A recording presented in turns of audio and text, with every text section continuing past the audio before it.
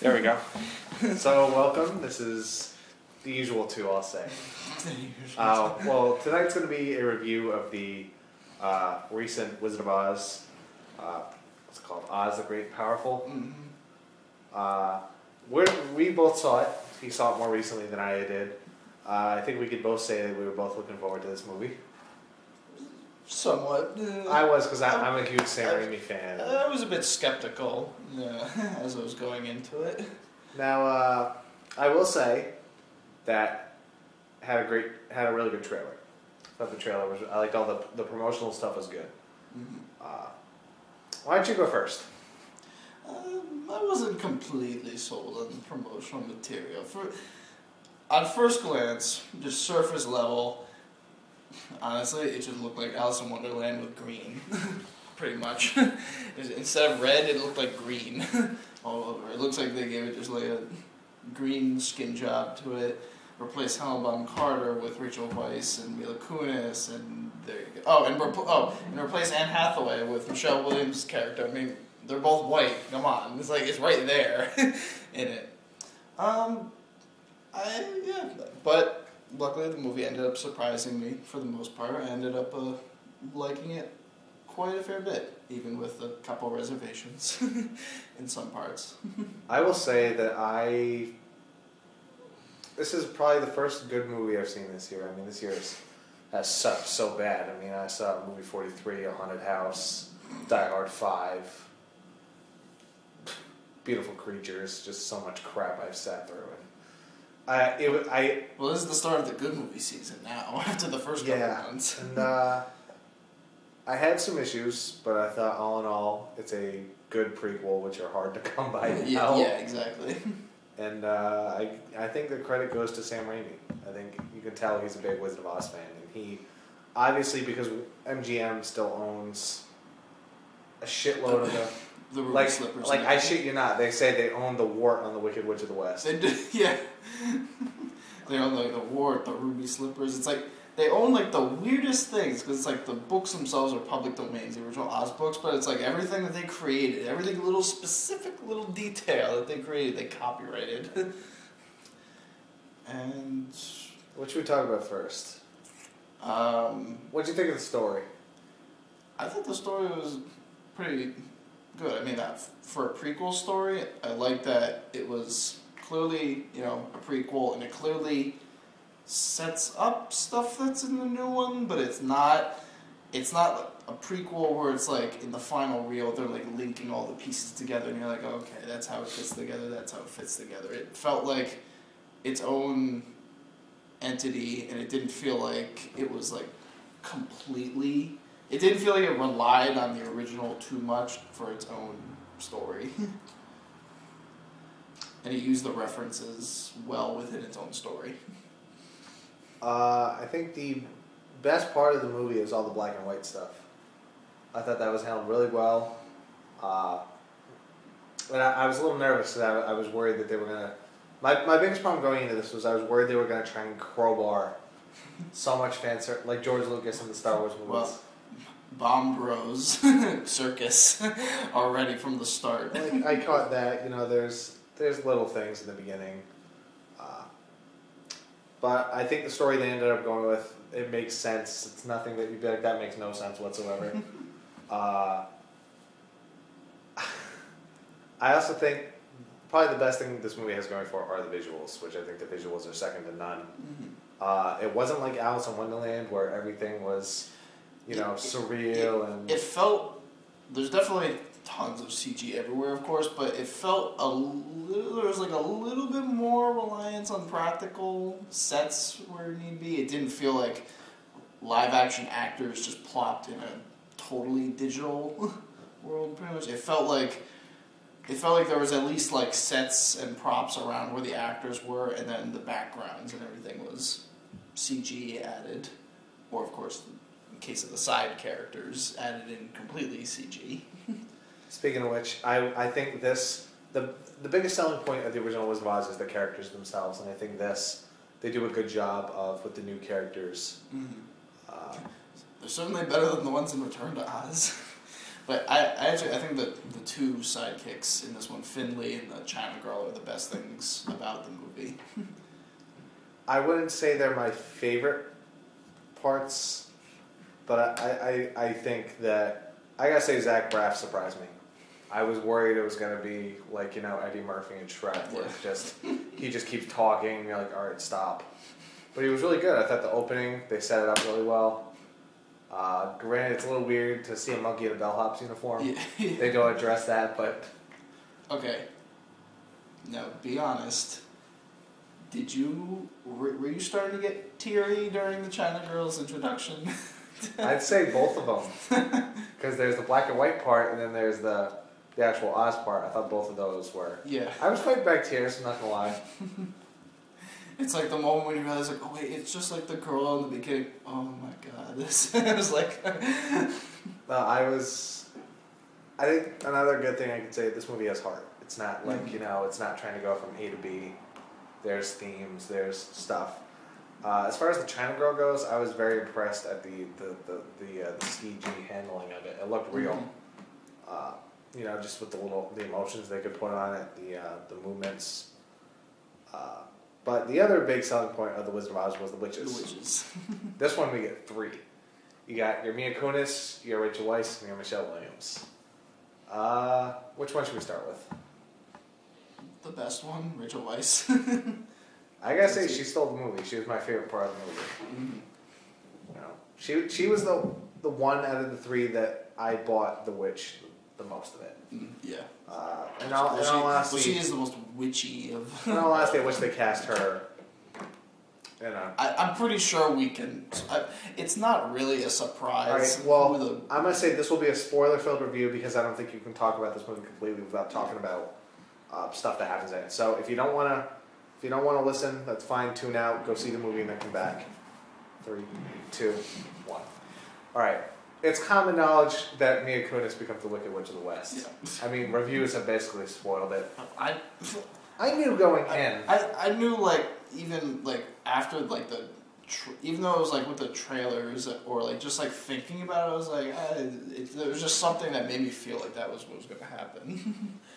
I feel like this would be a good segue into Mila Kunis. Yeah. Okay. I'm not going to say she was entirely miscast.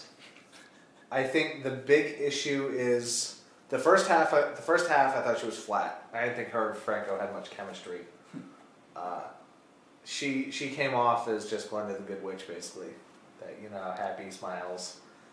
Then the transition happens. I thought the transition was fine. I thought the story element, the way they worked that in, I was like, okay, that would make sense.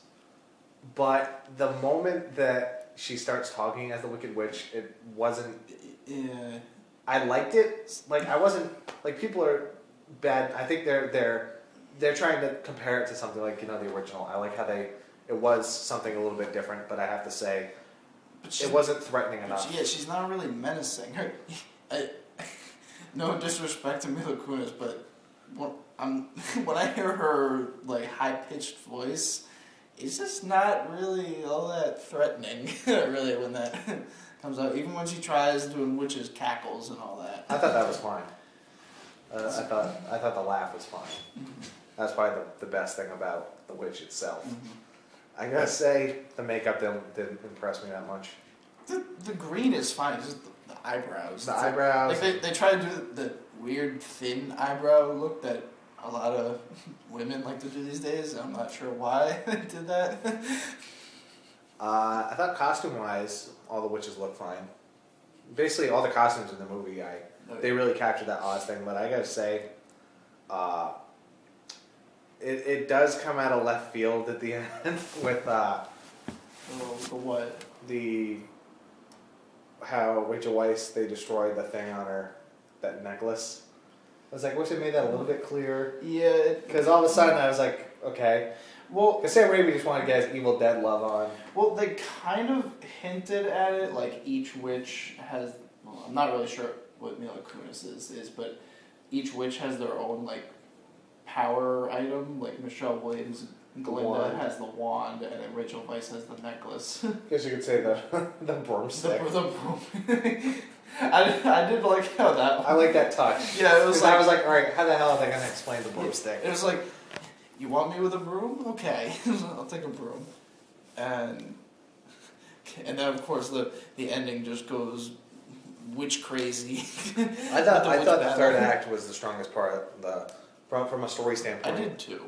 Because that's the time where I felt that it was the most focused. Mm-hmm. And, it was trying to, I'm not going to say tie everything up, but they do a good job of incorporating all these different elements. And then the whole final battle I thought was really well done with the poppy fields, with the scarecrows.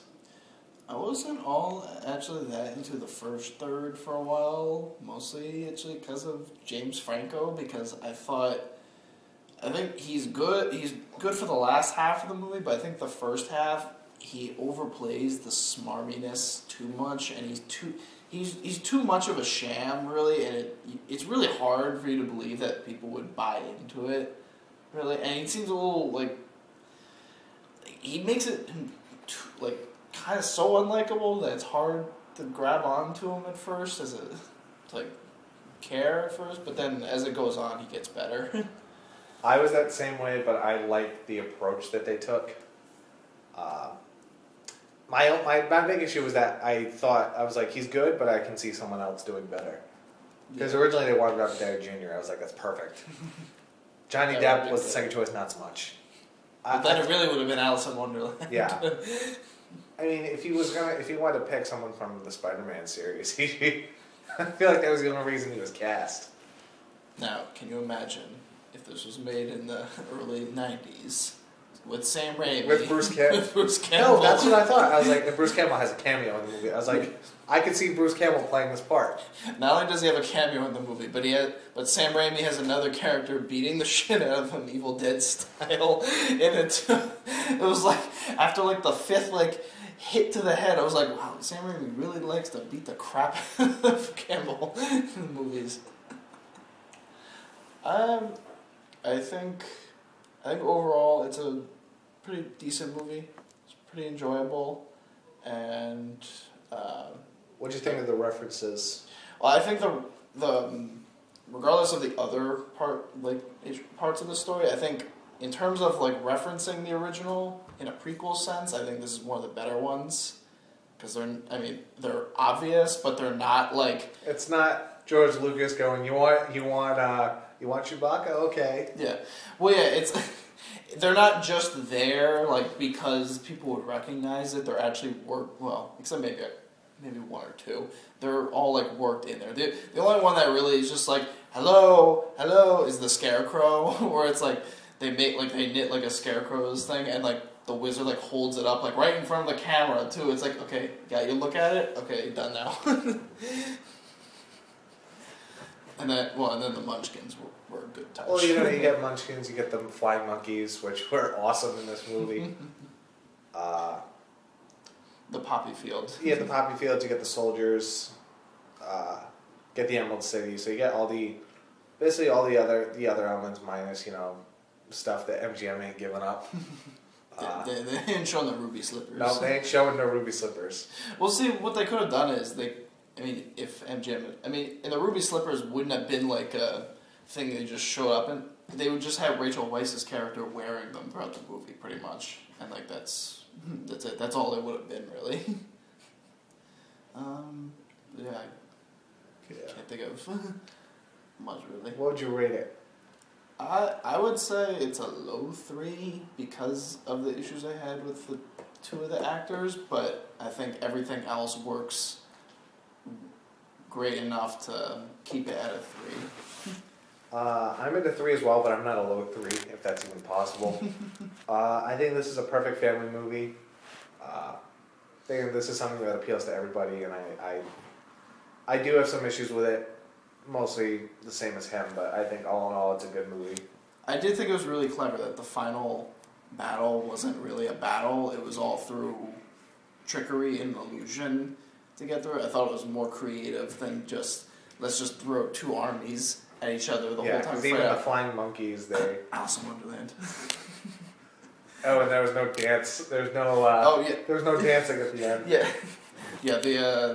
The wizard and the tinkerer didn't get down. Speaking of music, I have to say I really like the opening credits. Okay. Oh, actually, you know what? It's not. This isn't really a problem, but it's just kind of like a. Okay, opening credits were great. That actually they reminded me of like all the George Méliès stuff from Hugo. Danny Elfman's score, it sounded just like typical Elfman. Really, it sounds just like the stuff he's made with Tim Burton, and once again, Alice in Wonderland. It's coming back. Speaking of Tim Burton, he should have watched this movie and take some notes. Yeah, but it's just like this Elfman score just kind of like fades into the background, and it's like you recognize, and the only cues you recognize are the kind of Elfman cues you've heard many times before. Did you feel this would have been better under a different composer? Yeah, just to add something new to it. Like John Williams? Well, maybe someone new, not the old guard. Well, like, Alexandre Desplat? Yeah. Him, and I guess maybe Nicholas Hooper? Yeah, him, Nicholas Hooper. Giacchino is busy with Star Trek. Just for kicks, I would have loved to see Hans Zimmer. Every time those flying monkeys showed up, that's what would have played. You would have had James. You wouldn't have had the music though. You would have had James Franco's character in the end in the illusion, Rome, to scare away everybody. I'm trying to think. I can't think of anything else. I will say I like the how they came up with the projectionist at the end. It made sense that they think he's dead. That was clever, actually, too. Because I was like, that was the one part going in. I was like, all right, how are they going to explain how no one sees the man behind the booth? And I did like how a lot of those references like that were just kind of there, just like like the Yellow Brick Road. And the swirling start of the world. Yeah, it's not beating you upside the head. There isn't like a character being like, "Oh, hey, look, the Yellow Brick Road." It's just the Yellow Brick Road. There. I don't think they say it. It's just kind of there, pretty much, just so you notice the whole time. And then if you watch the original movie right after that, you'll pick up even more references than you'd think. Supposedly they're working on a sequel. Yeah, but Sam Raimi said he won't do it. Well, I'd like to see it. I know he's not doing it, but I don't think it would work without him. Maybe I think he just doesn't want to be boxed into another trilogy. He's already made 2 trilogies before. I think he wants to do just but knowing anything, the sequels tend to be better than the first ones. Maybe he should be like, all right, I'm just doing 2. Well, you know what? I think it would be fine if they. I mean, I know they're not gonna keep it at just 1, but I think it would be fine if they keep it at just 1 because, like I said, it's not like.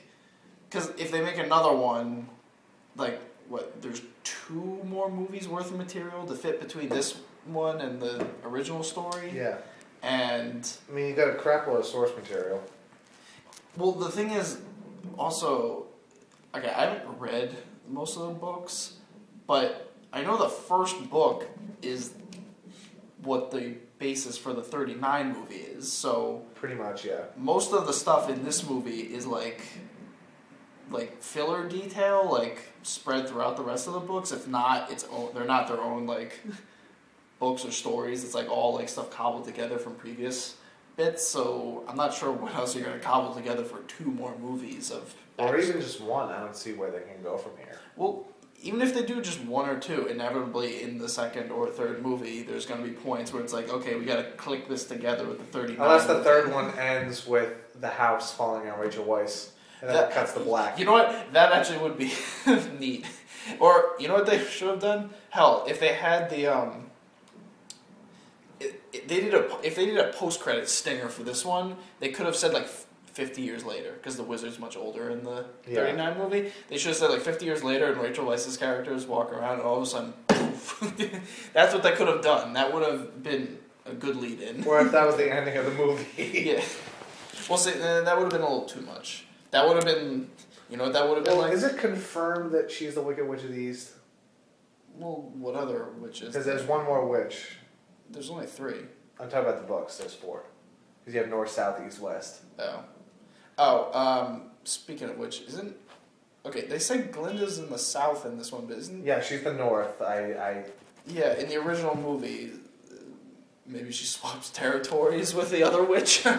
Maybe she's like, look, I just like your land better. Can you, and I like your land. We switch right now? Well, you know what, though? If they did the house thing at the end of the movie, it would be like that scene at the end of Prometheus where the alien just pops out of the engineer just because, hey, look, it's the alien. You recognize it, right? But, yeah, so that made it look too much. But, all in all. I have to say, it was a lot better than I thought it would be. Mm-hmm. I was pulling for it, and I really didn't want to see another Alice in Wonderland. And it's kind of sad that this movie hasn't made as much money.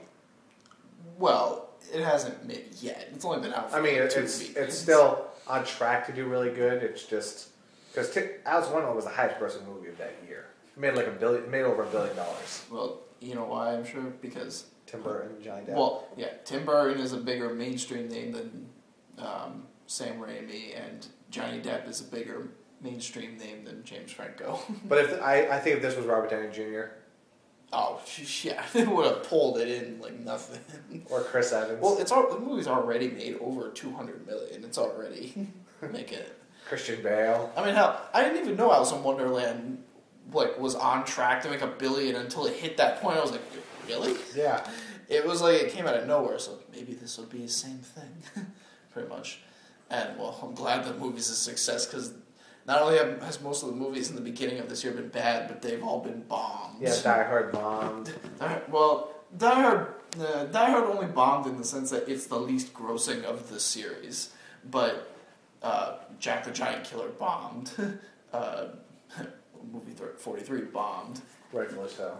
Dead Man Down bombed. There was another movie that came out that same weekend. Burt Wonderstone also bombed. Yeah, that was surprising. I was shocked that bombed. Because Oz is there to steal it away, pretty much. Probably rightfully so, although I haven't seen. I saw Wonderstone. I went to go see it. Did you see Dead Man Down? No. I've heard bad things. I heard it was terrible. Yeah. Damn it. Yeah, I was pulling for it. Oh.